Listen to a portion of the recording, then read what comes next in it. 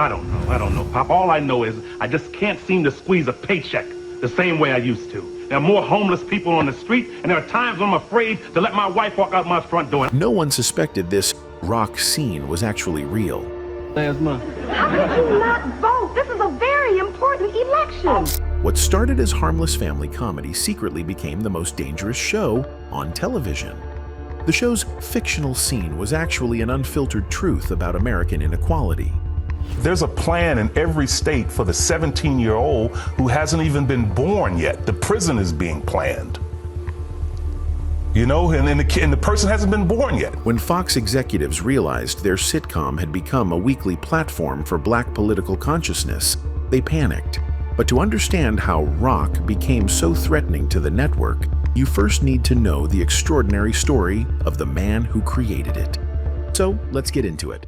Charles Stanley Dutton's transformation from convicted killer to respected actor reads like fiction, but the brutal reality of his journey shaped everything that would come after. Born in Baltimore in 1951, Dutton's early life followed a tragically predictable pattern: poverty, violence, and a justice system designed to warehouse rather than rehabilitate. There's a kid in the Coleman Correctional Federal System outside of Orlando, the largest federal prison in the state, in the country, federal prison. I kept staring at this kid. The prison system Dutton encountered was already evolving into the mass incarceration machine we know today. But in the 1970s, rehabilitation programs still existed. It was during 3 days in solitary confinement that Dutton discovered an anthology of black playwrights, a discovery that would literally save his life. He revealed, "When I got out of isolation the last time I knew what I wanted to do while I was in prison, I got together 10-11 guys, and we started this little drama group, and I directed The Day of Absence not knowing a damn thing about directing, and I played the lead." This wasn't just a hobby or prison pastime. Dutton was discovering his voice in the most unlikely place. Behind bars, surrounded by men the system had written off as irredeemable. The warden agreed to let him continue the drama group on one condition: Dutton had to get his GED and pursue college courses. By 1976, when Dutton was released after serving 7.5 years, he had earned his GED and completed a 2-year associate degree. But more importantly, he had found his calling. While other ex-convicts struggled to find work-stocking shelves, Dutton enrolled at Towson State University and began pursuing a bachelor's degree. The transformation accelerated when he was accepted to Yale School of Drama in 1980. At Yale, Dutton met playwright August Wilson, who would become his mentor and collaborator. Wilson saw in Dutton something Hollywood rarely recognized: an authentic voice that could bring working-class black experiences to life without caricature or compromise. Dutton's Broadway debut came in 1984 with Wilson's Ma Rainey's Black Bottom. The New York Times review was prophetic. "There's no small feat that Mr. Dutton's levy matches her blow for blow only a year out of Yale's drama school. This young actor brings the audience to a deathly silence in a bitter, corrosive speech that ignites the play's climax." His Tony nomination for Ma Rainey's Black Bottom was followed by another for The Piano Lesson in 1990. By the early 1990s, Dutton was established as one of America's most respected stage actors. Hollywood executives took notice, but they saw something different than what theater critics celebrated. Where Broadway saw artistic integrity and powerful authenticity, television executives saw potential for ratings and demographic appeal. The difference between these two perspectives would define everything that followed.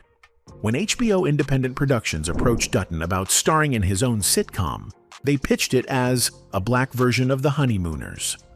Dutton agreed, but with conditions that revealed his understanding of how the industry operated. He insisted on selecting his own cast, drawing from his piano lesson collaborators Carl Gordon and Rocky Carroll. He demanded creative input over storylines and refused to include children, telling the Baltimore Sun, "Cosby had 55,000 of them, and I didn't want an Urkel situation." Most importantly, Dutton and creator Stan Daniels traveled to Baltimore to research real sanitation workers. They were particularly impressed by John Wood, who became the inspiration for the character of Rock Emerson. This commitment to authenticity would become both the show's greatest strength and the source of its ultimate destruction. When Rock premiered on August 25, 1991, in Fox's 8:30 p.m. Sunday slot, it appeared to be another family sitcom. Charles Rock Emerson was a Baltimore garbage collector living with his wife, Eleanor, a nurse, his retired father, Andrew, and his freeloading brother, Joey. The setup seemed safe, familiar, and marketable to advertisers. But Dutton had embedded something dangerous in this conventional framework: authenticity.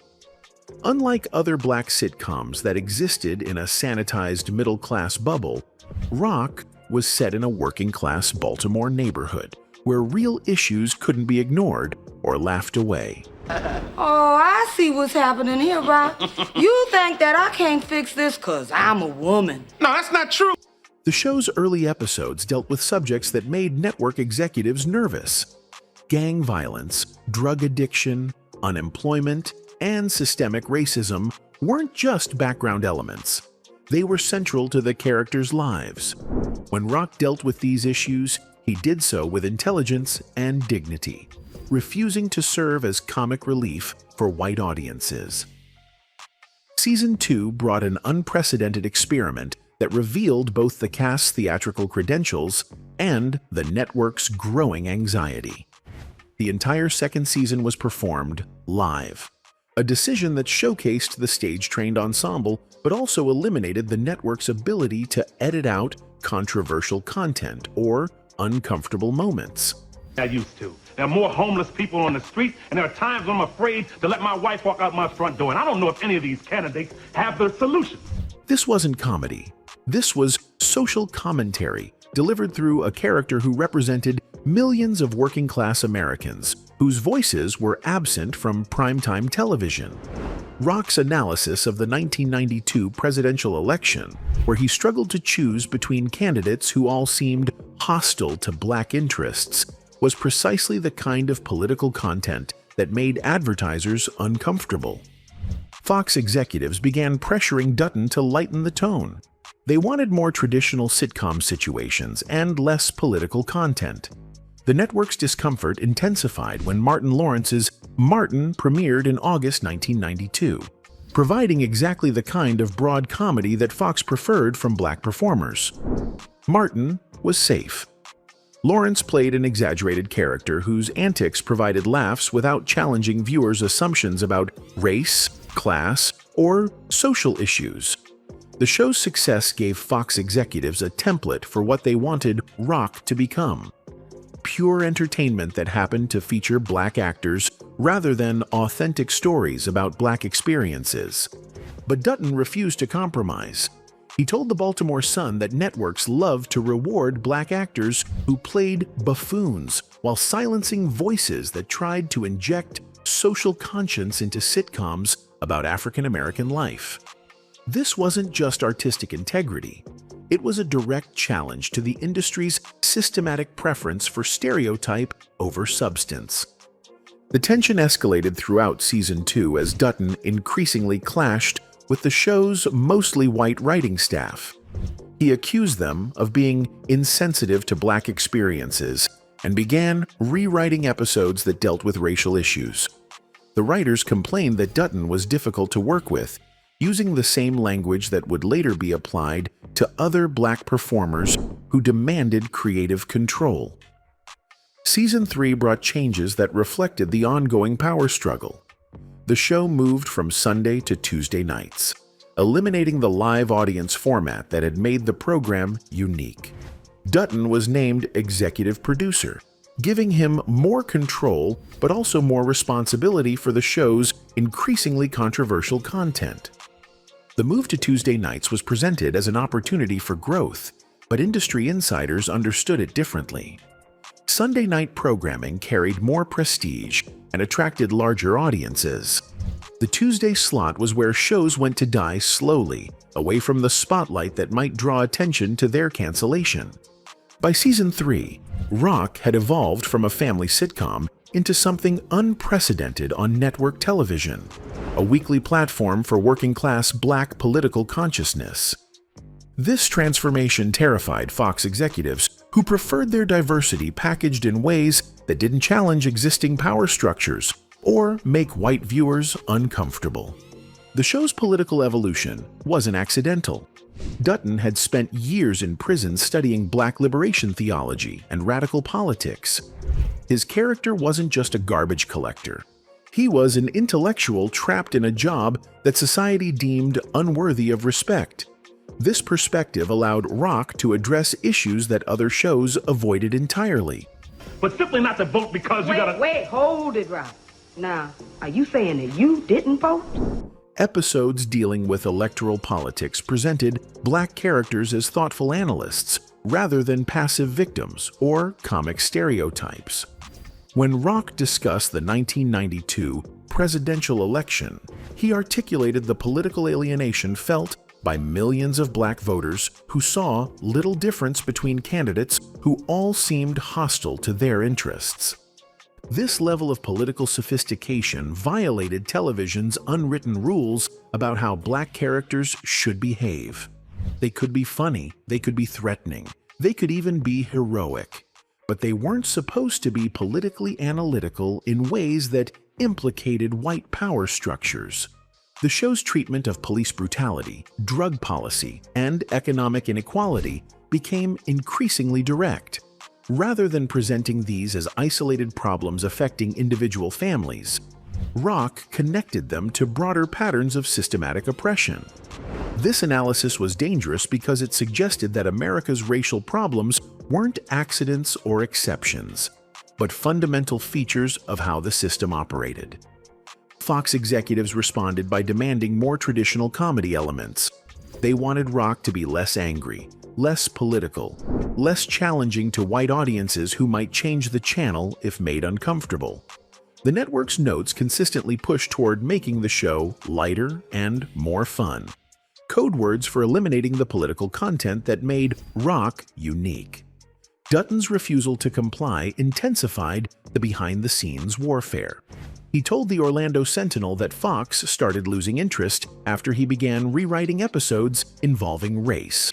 The show's mostly white writers disagreed with his changes, and Dutton called them insensitive to Black experiences, a conflict that revealed the fundamental incompatibility between authentic Black storytelling and network television's commercial demands. The breaking point came with the season 3 finale, Terrence Got His Gun, which aired in May 1994. The episode was a follow-up to a critically acclaimed January episode that dealt directly with gun violence in Black communities. Rather than treating violence as inevitable or entertaining, the show presented it as a tragic consequence of systematic neglect and failed policies. The finale ended with Dutton breaking the fourth wall to address young African-American viewers directly. Looking into the camera, he declared, "Our own kids are doing what 300 years of slavery couldn't do, what the Ku Klux Klan couldn't do. They're threatening our spirit, breaking our hearts, and destroying us from within." This moment represented everything that terrified network executives about Rock. Dutton had used their platform to deliver a political message that connected contemporary problems to historical oppression. He had transformed a sitcom into a tool for Black consciousness raising, exactly the kind of content that advertisers and network executives feared most. The cancellation of Rock wasn't an isolated business decision. It was part of a broader pattern of eliminating Black shows that refused to stay within acceptable boundaries. Fox's 1994 purge included Rock, South Central, In Living Color, and The Sinbad Show, effectively removing most authentic Black voices from the network's lineup. The network's official explanation cited low ratings, claiming Rock ranked 117th among 124 shows. But these numbers obscured the real story. The show maintained consistent ratings among Black viewers, and its critical acclaim had earned Emmy nominations and NAACP Image Awards. The problem wasn't audience indifference, it was advertiser discomfort with the show's political content. Charles accused the network of washing its hands of rock long before the cancellation. He told the Orlando Sentinel the network never promoted the show the same way they promoted Melrose Place and Married with Children. Dutton's accusation revealed the systematic nature of the show's destruction. While Fox aggressively promoted white-centered shows like Melrose Place and Married with Children, rock received minimal marketing support. The network had created a self-fulfilling prophecy, denying the show promotional resources and then claiming its ratings proved there was no audience for such content. The response to the cancellation was immediate and unprecedented. 29 members of the Congressional Black Caucus petitioned Fox to save the series, recognizing that rock represented something irreplaceable on television. Petitions circulated nationwide demanding the show's renewal, but Fox remained unmoved. The network's refusal to engage with these efforts revealed their true priorities. Rock had become a liability, not because it lacked an audience, but because it attracted the wrong kind of attention. The show had become a focal point for discussions about media representation and systemic racism, exactly the conversations that networks preferred to avoid. Behind the scenes, industry insiders understood what was happening. Rock's cancellation sent a clear message to other Black performers and creators: stay within prescribed boundaries, or face elimination. The show's destruction served as a warning that artistic integrity and political consciousness were incompatible with network television success. The most revealing evidence of Fox's true motivations came 5 months after the cancellation, when BET aired a never-before-seen rock episode titled "The Rock That Dreams Are Made Of." The episode featured Dutton delivering a 6-minute monologue in a spotlight on a darkened stage, addressing the characters and the show's tragic end. Sources familiar with the production reported that Dutton's performance was worthy of a Tony Award, but Fox had refused to air the episode. Network officials declined to comment publicly, but an insider revealed that Fox considered the content too downbeat and the subject matter a little touchy for advertisers.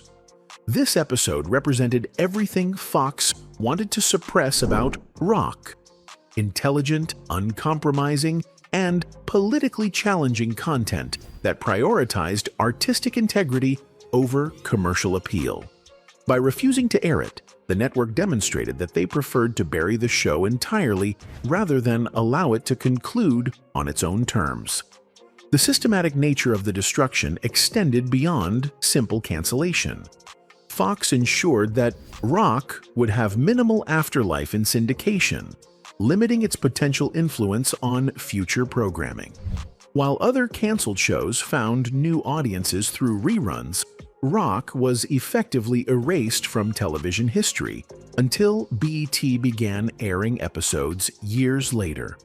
This erasure wasn't accidental. It was a deliberate attempt to eliminate evidence that authentic Black political consciousness could succeed on network television. By making rock disappear, Fox protected the narrative that such programming was commercially unviable, while simultaneously ensuring that future creators wouldn't have a successful model to follow. The destruction of rock had consequences that extended far beyond Charles S. Dutton's career. The show's cancellation established a template for how the entertainment industry would handle Black content that refused to conform to acceptable stereotypes. Systematic undermining followed by erasure and the rewriting of history to suggest such programming was never viable. There's a plan in every state for the 17-year-old who hasn't even been born yet. The prison is being planned. You know, and the person hasn't been born yet. Dutton's analysis of the prison industrial complex proved prophetic about the entertainment industry as well. Just as prisons were planned for Black children not yet born, Hollywood's response to rock established patterns that would determine which black stories could be told for decades to come. The show's cancellation coincided with Dutton's personal devastation. In 1994, he filed for divorce from actress Debbie Morgan, telling her, "I never could have made you happy because I'm not worth it to be anybody's husband." The professional destruction had infected his personal life, creating a sense of worthlessness that contradicted his artistic achievements. But Dutton's career continued, proving that talent and integrity could survive industry blacklisting. He directed HBO's The Corner in 2000, winning an Emmy for outstanding directing. The miniseries examined the same Baltimore communities that Rock had portrayed. But on HBO, such content was considered prestige television rather than problematic programming. This distinction revealed the hypocrisy of network television's diversity claims. The same stories that were too political for Fox were celebrated as groundbreaking television when presented on premium cable. The difference wasn't content, it was audience and advertising model. The Corner's success led directly to The Wire, which David Simon created after seeing Dutton's work.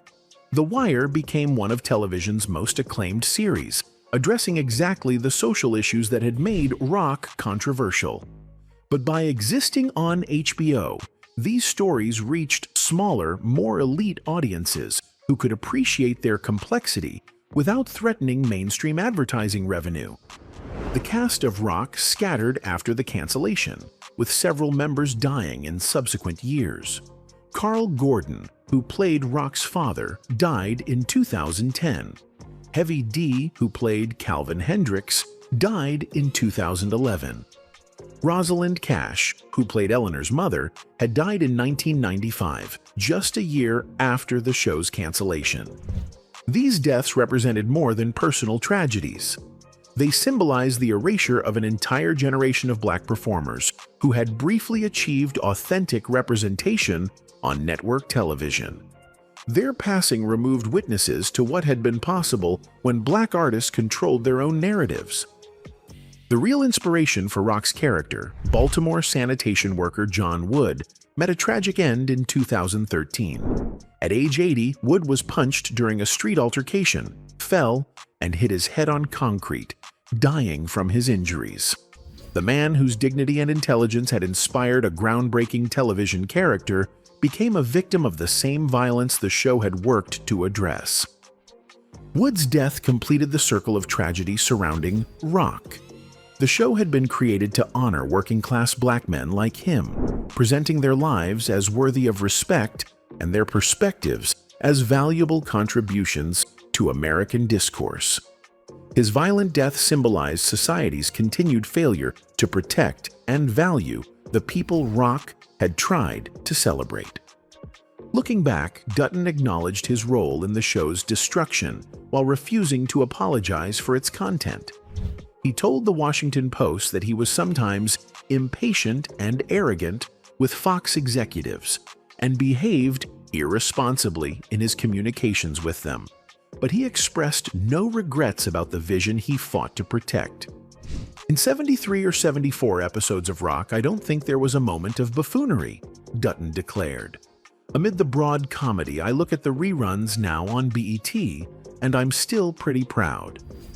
This pride represented something more valuable than commercial success: the knowledge that he had refused to compromise his integrity for industry acceptance. The systematic destruction of Rock established patterns that continue today. Black creators who prioritize authenticity over palatability still face the same challenges Dutton encountered: demands to lighten their content, reduce political commentary, and focus on entertainment rather than truth-telling. But Rock's brief existence proved that such programming could succeed when creators maintained control over their narratives. The show's legacy lives not in its cancellation, but in its demonstration that working-class black consciousness could find expression on mainstream television when artists refused to accept artificial limitations. Charles S. Dutton transformed himself from convicted killer to Yale-trained actor to television creator, proving that redemption was possible even in a system designed to prevent it. The industry's destruction of rock revealed their fear of such transformations and their commitment to maintaining artificial boundaries around Black expression. The real tragedy isn't that rock was canceled. It's that its cancellation succeeded in discouraging similar programming for decades. The systematic silencing of authentic Black voices became so complete that contemporary audiences don't even know what they're missing. But for 72 episodes, Charles "Rock" Emerson existed as a fully realized, working-class Black intellectual, analyzing American society with dignity, intelligence, and uncompromising honesty. That character represented everything the entertainment industry feared about authentic Black representation, and everything audiences deserved but were denied. The destruction of rock wasn't just the cancellation of a television show. It was the systematic elimination of a vision of Black humanity that threatened existing power structures. And the methods used to destroy it became the blueprint for maintaining those structures for generations to come. Anyway, that's it for this video, folks. Bye.